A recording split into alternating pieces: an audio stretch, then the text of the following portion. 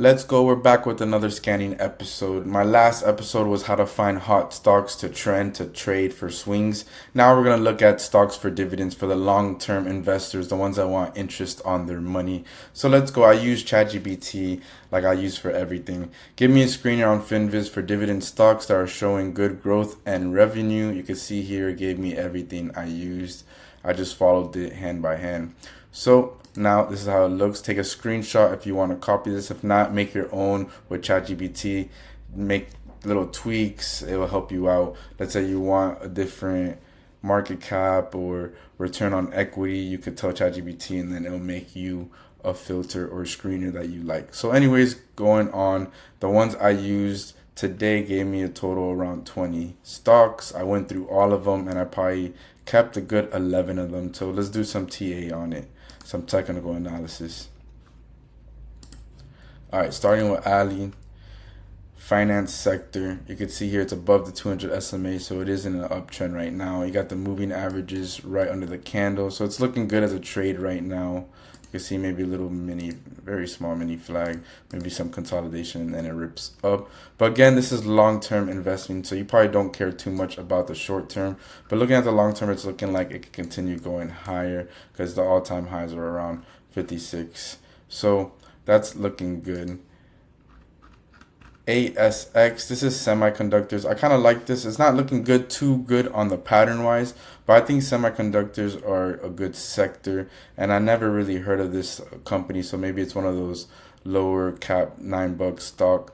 But maybe you get into this and it could go higher if semiconductors stay hot. So that's one to look at. ASX. AU, this is non-energy, so it's gold. It's looking good. You know, gold's at all-time highs anyway, so if you like non-energy materials like steel, gold, copper, whatever, this might be a good play for you. BSAC, let's look at here. If you go on the weekly chart here, you can see that it's breaking out of some range here. Under the 200 SMA, now it's over.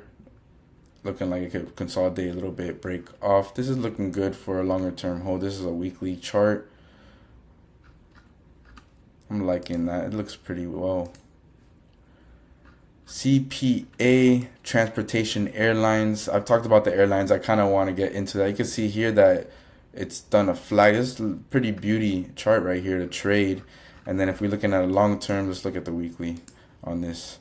For long-term investors, it's a lot of ups and downs you could see. But if you could get away from this range right here, maybe you could go higher. Plus, you're getting dividends on all these stocks, guys. You're getting interest.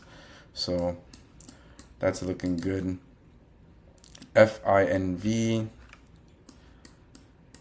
On the weekly chart, you can see here it's kind of rounding about. That might be a good play. FRO. I'm looking at the weekly chart, guys, because a lot of these stocks you can see here took a big run up, then it crashed down. But it looks like some of these ranges might be breaking out, so keep an eye on it. Like I said, I'm not really getting into any of these, but if you are a long-term investor, you might like this. Looking like it's breaking out, this GFI. It's looking good. Non-energy materials, again, if you like precious metals. OMF, it's looking good, breaking out of this range right here. Or it looks like it could potentially break out of that range. I'm liking that. Finance. It looks like a bunch of finance stocks on this screener watch list. 10 looks like it broke out of this little bottom formation above the 200 SMA. It's pulling back, showing some support here. It's looking good actually for 10 as a trade wise. And Tim, lastly, let's look at the weekly. This is the weekly right here.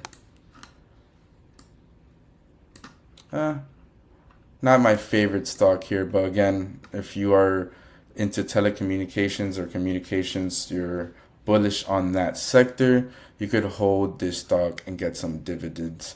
So these are some dividend stocks, guys, that I did some TA on. Do some further research. If you guys like the stock, maybe you could get into it. These all give more than 3% dividends, so that's pretty decent. Peace.